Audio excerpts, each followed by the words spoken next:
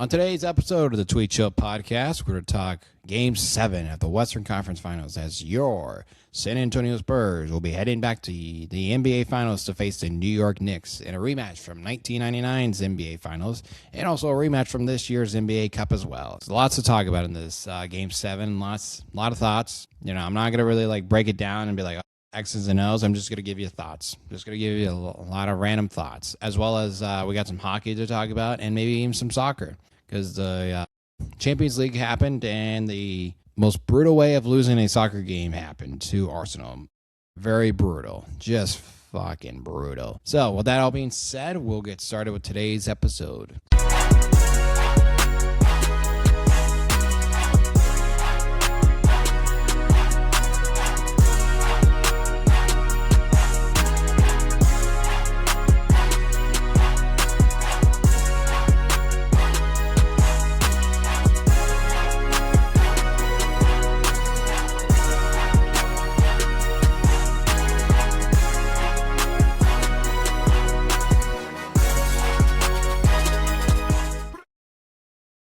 So yes, as I said in the intro, we're going to talk Game 7 of the Western Conference Finals as your San Antonio Spurs are in the NBA Finals once again.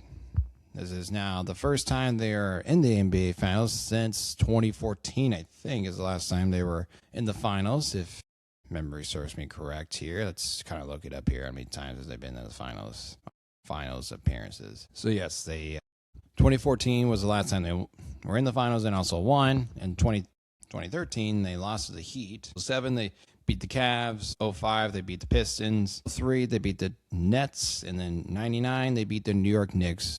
Like I said earlier, there's a rematch from 1999 NBA Finals where the San Antonio Spurs beat the New York Knicks 4-1. As that was their first time winning the title, and now they get a rematch with the New York Knicks. And now the New York Knicks are going to be looking to get revenge on the 99 NBA Finals against the San Antonio Spurs. But we'll get more into the NBA Finals later this week. Hopefully, I will remember to actually talk about the NBA Finals in a podcast. So anywho, Game 7. There's multiple things we can kind of talk about. We can talk about the performances at SGA. We can talk about how Chet did not perform at all well. He kind of just was nowhere to be found. Should be on the Melbourne cards or like an Amber Alert type of thing where is Chet?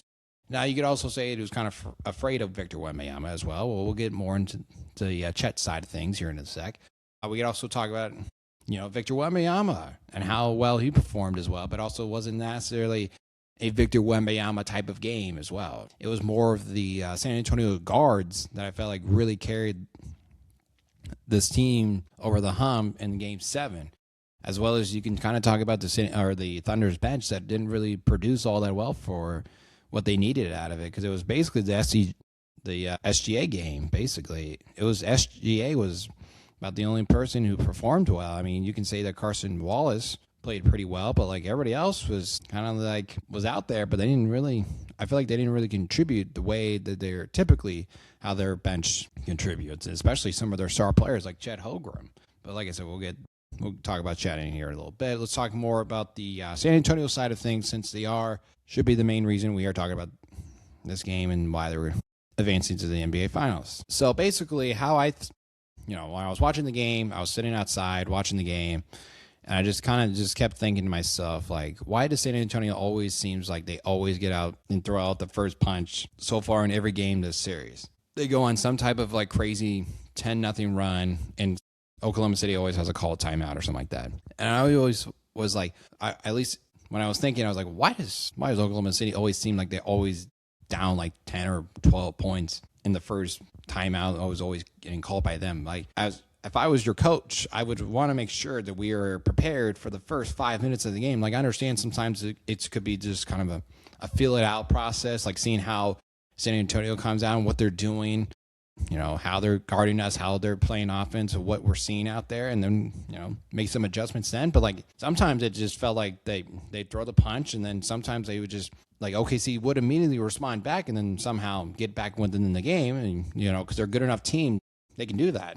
But I just always was wondering every time, I'm like, why does Oklahoma City always get out to a slow start the first like 6 minutes of the game? Is it because San Antonio is just generally that good, or was there something more to the the slow start for Oklahoma City where they always would have to catch up, and all that? But I'm sure there's some basketball guy who's got a bigger basketball brain than I do that can probably give me a better answer on why Oklahoma City always got out to a slow start. It could also just be because of how they were kind of like, because of how San Antonio was being aggressive and how they defended the 3-point line, how they defended Oklahoma City, and when they would double team SGA and then like have to give the ball to someone else, and then Victor is 7 feet tall, or at 7'4", and he just puts his arms up, and he can affect a shot like that. It was tough to score around the rim because you obviously have to worry about Victor.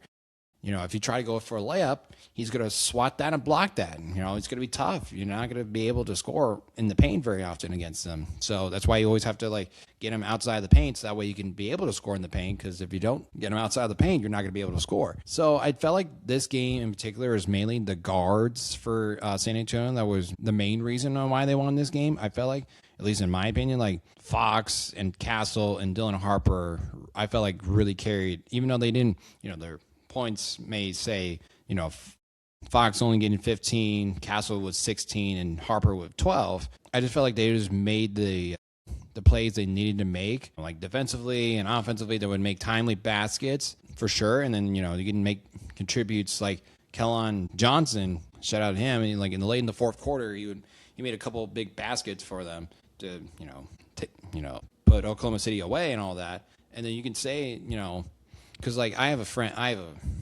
person I know, a family friend that was a San Antonio Spurs fan, and he was kind of ready to be done with DeAndre Fox. He doesn't really fit the team. And after today, I was going to ask him, so are we going to get rid of DeAndre Fox now, or are we going to keep him? So I'm sure he still might have the mindset to be like, he doesn't really fit the squad. He doesn't really fit what the San Antonio Spurs are doing. When I thought to myself, when they traded for him, like a year ago? Or was it? I think it was last year. And I was thinking to myself, like, well, why do they have four? They have four guards already. They already have Dylan Harper and Stephon Castle, and now they have DeAndre Fox. And sure, you can always bring in veteran presence for the squad, but I always kind of thought the move was a little strange, just because I feel like they already have enough point guards and guards as it is. But you can always add more talent to the roster, as I always say. There's nothing wrong with adding more talent, but I just felt like you didn't need an all-star point guard when you already are trying to go young and you're trying to, quote unquote, rebuild. Even though in 2 years, in Victor Wembanyama's, or it might have been, are we in year 2 or 3 for him? I think we're year 3, I think. But anyways, year 3 for him, and he's already going to the NBA Finals. So I was thinking more of the mindset of well, if you think you're going to win now, then yes, by all means, trade for a guy like DeAndre Fox. But I was just thinking more of the development and trying to see what you have. But clearly, San Antonio knew what they were doing, and because they're the Spurs and they always know what they're doing. Because they're the Spurs and they always get lucky with getting players like Victor Wembanyama, Tim Duncan, and David Robinson. And they just somehow always find ways to get these generational big men on their squad. So it is what it is, but I'm not really complaining about it, because sometimes you need a little bit of luck. But we're not going to say that. I was going to say something mean. But anyways, so yeah, I mean, sure, you can make the argument, and I'm not really going to make the argument because I think it still went 7 games and they still played really well. But you can make the argument that what would have happened if the Thunder would have had J-Dubs and Mitchell if they weren't hurt. I still think San Antonio probably would have won the series, but it definitely would have, maybe there would have been a J-Dub game where he just was going off and, Shea didn't have to score all the baskets and he could have not, bring the ball up the court and having to get double teamed all the time. Maybe if they would have had J-Dubs, if he would have got the ball and he would have made some stuff happen, scored at the rim or scored sometime, shooting threes or something to that effect, or whatever J-Dub's game is. And then maybe he would have made some plays, assists, and if they're double teaming, SGA, then get the ball to J-Dubs and he can see what happens after theirs. He can make a play and see how things go from there. But, and Mitchell was playing pretty well this postseason. I ain't going to lie. He was getting some buckets. He was getting buckets out there for sure. And it sucked that, those two guys were injured. But like I said, I still think San Antonio was probably going to win this series. Now, when the Spurs, Thunder go up 3-2, and we don't know what, it probably still would have, the outcome probably still would have, I don't think that outcome, I was going to say maybe that outcome changes, but I don't think so. I still think San Antonio was probably going to win that game because they were, every time you're down and you're in a desperation, when you're about to be eliminated and it's desperation time, most of the time, teams will come out, guns a-blazing, and they will just win. It seems like 7 times out of 10, when the team's on the brink of elimination, they just go balls walls and try to keep their season alive for one more game. And obviously that was the case for San Antonio as they forced a Game 7. And here we are now with this Game 7. Now, as for their their opponents, well, you know what? Before I get to the NBA Finals opponent, so yes, let's talk about Victor's performances in these Western Conference Finals, because I felt like there were moments in this series where he was great, he was excellent, he was Victor Wembanyama.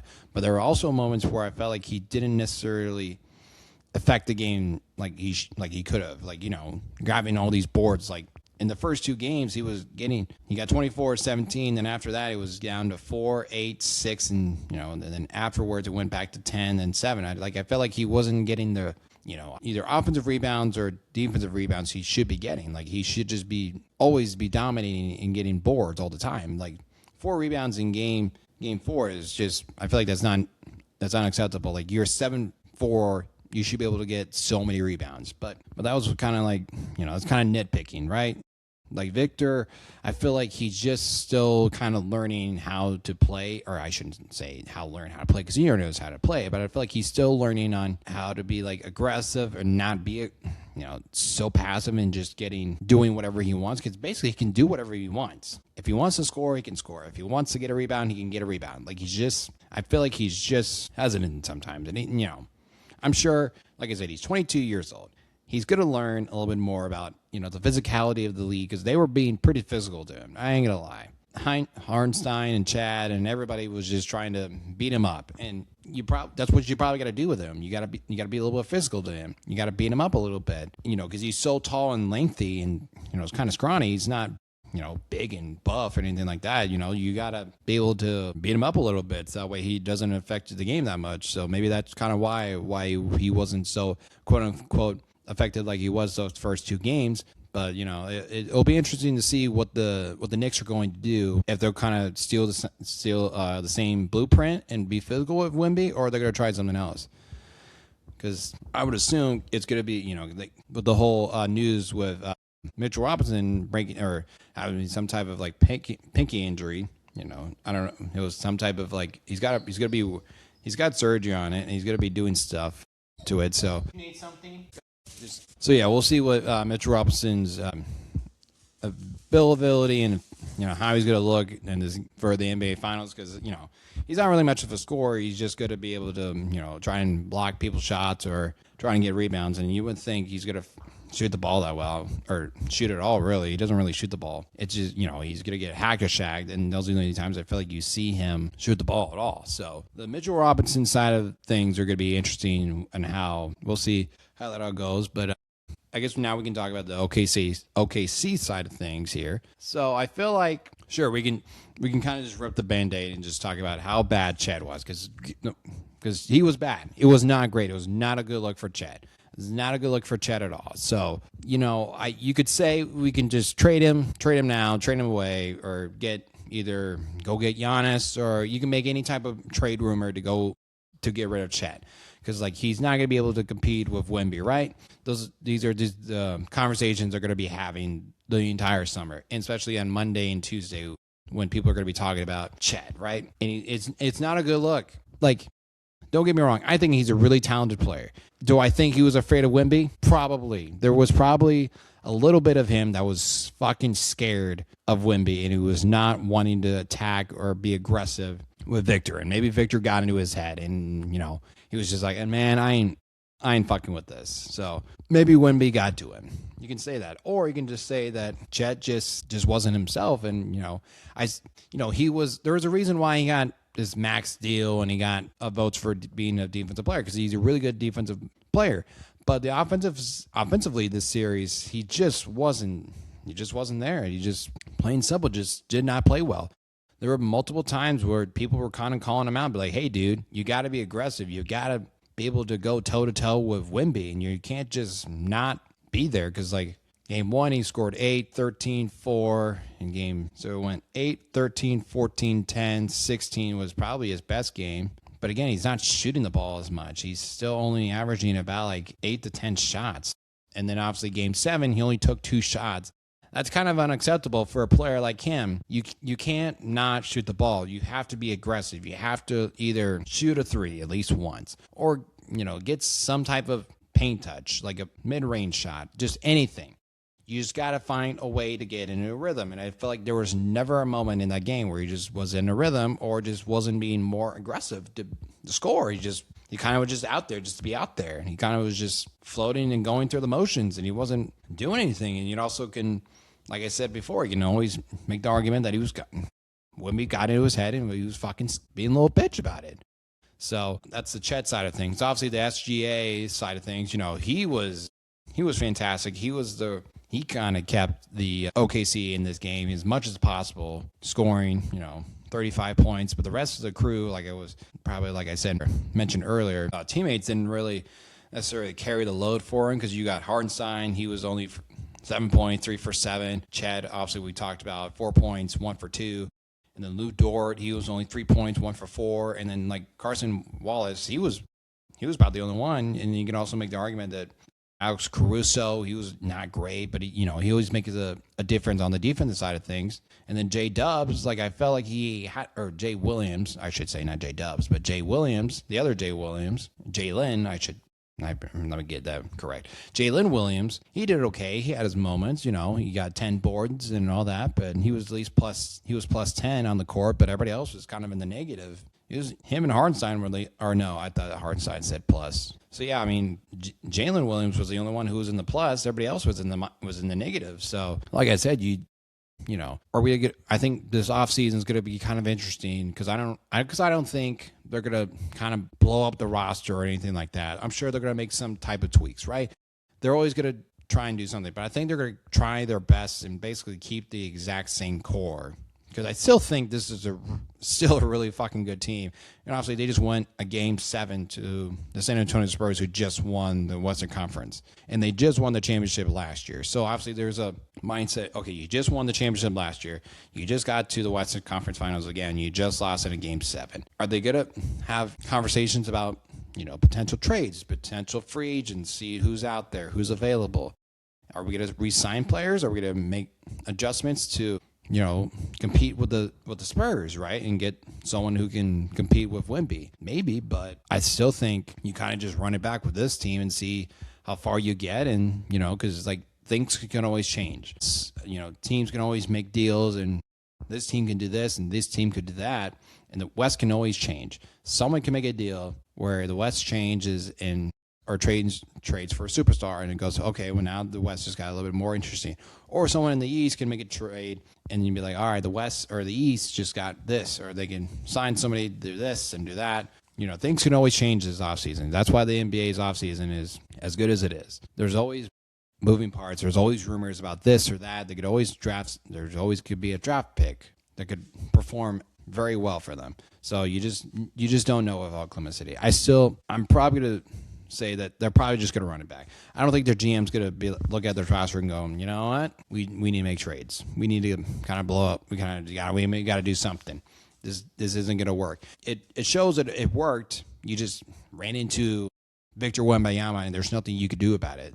So you're just going to have to find a different way to, defeat the Spurs. And I don't know what it's going to take for you to do that, but you're just going to have to find something else to do. So it'll be an interesting offseason for the Oklahoma City Thunder for sure. So we'll have to wait and see on what the moves they'll make this offseason as well. So, okay, I think that's pretty much it going to be talked about for this Game 7. That's all at least I have thought-wise. I'm sure if you want to get some more in-depth on why the Spurs won, you can find your podcasts or any type of basketball podcast that you like listening to. This is just a random guy who just loves watching basketball. I'm not going to act like I'm a basketball savant or anything. I'm just telling you what I saw.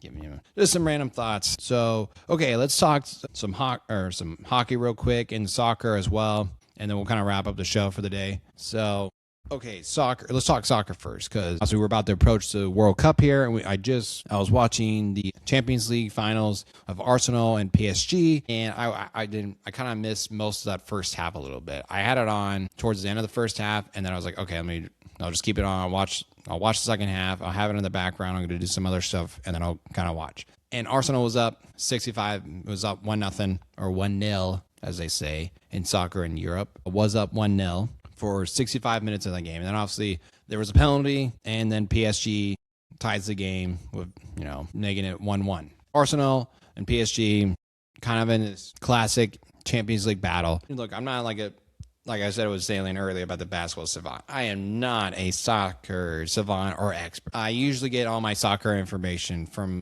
an old friend of mine, Sean. Shout out Sean. And he usually tells me about soccer stuff. So if I have a question about soccer, I usually go to him. I'm like, hey, dog, what's this? What's going on here? And he usually gives me a pretty good answer. So, at least I thought in the extra times, in the first extra times, I just felt like that, both teams weren't necessarily, there was the moments there, but I just felt like the both teams were going to fill each other out a little bit. And there wasn't really they weren't doing anything aggressive. They kind of were just moving the ball around and all that. They weren't trying to be aggressive and trying to pursue the ball down where the goal was. And it could have been more of the Arsenal's defense and all that. You can make an argument about that, but I just felt like watching the game, I was like, there isn't a whole lot of action. You got to move the ball down. You can't just be passive and just not try and, score. This is a championship final. You got to do something. And I felt like in the second extra times, there was a little bit more. They were trying, but they were still kind of the same thing. So they were kind of just going to let it go to penalty kicks and decided from there. Which I feel like, I don't know if soccer, don't get me wrong, I think penalty kicks are the most thrilling and most terrifying thing to watch, because you just don't know if it's either going to get blocked or you're going to miss it. So there are thrilling times. I love watching penalty kicks. It's just so thrilling. So anyways, who went first in the Arsenal game in the penalty kicks? Let's go to this. Let's see. Here we go. There we go. Going the wrong way. Okay. So PSG and both Arsenal get their first goals. And then the second one, goal. And then once we get about to goal number three. That's when the Arsenal guy, I don't know what he was thinking, because that was such a bad miss. Holy cow. He was he kind of hesitated and then stopped and then did it again, and he just whiffed it to the left. It was so bad. But then, luckily, Arsenal's goalkeeper came in clutch and saved a penalty to keep him to stay alive in this penalty kick shootout. So then PSG scored, and then Arsenal scored again to keep the game going. And then as we get closer to the PSG scores, but then Arsenal, with a chance to tie the game again to go into the fifth set, misses the penalty, just shanks it left again, too high. I was like, my gosh, this is so brutal. And I was just like, geez Louise. A brutal way to lose a game for sure. That first penalty kick miss was brutal. The second one was just a little bit high and left and all that. I was just like, oh my gosh. I didn't really have a dog in the fight. I didn't really care for either team, but I find it interesting. Gosh, they're always making noises. I just found it interesting that, that PSG's, this is the first time someone has gone back-to-back winning the Champions League. If you're not too familiar with what Champions League is, it's basically in Europe, they have all these, a lot of soccer leagues, and the best teams from each league in Europe play each other to determine who is the best team in Europe, basically is what it is. So PSG being from, what league are they in? Are they in, I was going to say La Liga, but that's not it. I can't remember what PSG's league is. I don't think it's what league are they? They are part of, they are part of La Liga 1. Okay, so yeah, they're part of the La Liga 1, which is not necessarily that tough of a league. And that in Europe, they usually win, it seems like almost every year. So, and plus, in that land and with their owner, and they just have so much money, they can kind of build that good of a team and all that. So, I mean, for a couple of years ago, they had, Messi, Mbappe, and Neymar on the squad, and they didn't do whack a crap. And now all of a sudden, a lot better team. And obviously it could be just because at the time you had too many star powers, and maybe that was the reason why they couldn't get over the hump or win as many trophies or anything like that you should have won. But that's for another day in a pod about the old PSG. But Arsenal, this was kind of an interesting year for them because, like, you know, I'm a kind of a casual soccer fan. I'm not gonna act like I know stuff, so I had to kind of do some research, and because I feel like usually the soccer world pretty well, but let's see here. Let me just Arsenal.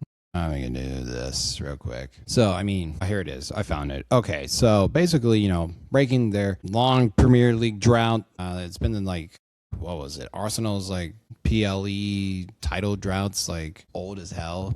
Let's see. Last time they won a PLE before this year was since like 03-04 was the last time Arsenal won a Premier League title and all that. So, all right, I'm just going to stop. I don't want to get too depths in the weebs. They're trying to act like I know what soccer or what's going on with Arsenal. So basically, that was it. That was just a really fun game to watch. As for the hockey, I didn't watch, but I saw that basically Carolina just fucking waxed the floor against the Canadians, and it's now going to be the Las Vegas Knights versus the Carolina Hurricanes. So that should be a fun one to watch in the Stanley Cup Finals. Maybe, you know, I haven't really I've thought about asking the guy who knows hockey, and I haven't really given. I don't know. I feel like he's got his own thing going. I'm sure he would love to come on, but I feel like he's got his own thing about posting his content on hockey, and he's really good. You should go give him a follow. That's the behind the what is it called now again? This is gonna sound like really bad because I like his content. I once in a while do listen to his pod or watch clips on the social. And now I can't figure out what the hell his podcast is, but it's fine. It's fine. But yes, hockey is back, and now the Stanley Cup Finals are here. And when does the finals start for them? Let's see. The first game one is on Tuesday, so the day before the NBA Finals. So we'll get hockey on Tuesday, 7:00 on NBC. So yeah. All right, man. This was kind of a slight disaster on this episode, but I hope you somewhat enjoyed my thoughts and analytics. Now, what? Did I just fucking say analytics? What the fuck is that? All right, I better wrap this up before I make this episode even worse. So yeah, make sure you go subscribe to the pod on all audio platforms, and make sure you follow us on all the socials, and make sure you follow the YouTube channel as well. So that's Tweet Show Podcasts on every platform you can find. Just type in Tweet Show, and I'm sure you're going to be able to find it. So with that being said, I appreciate everybody listening, and I'll see you guys probably next time.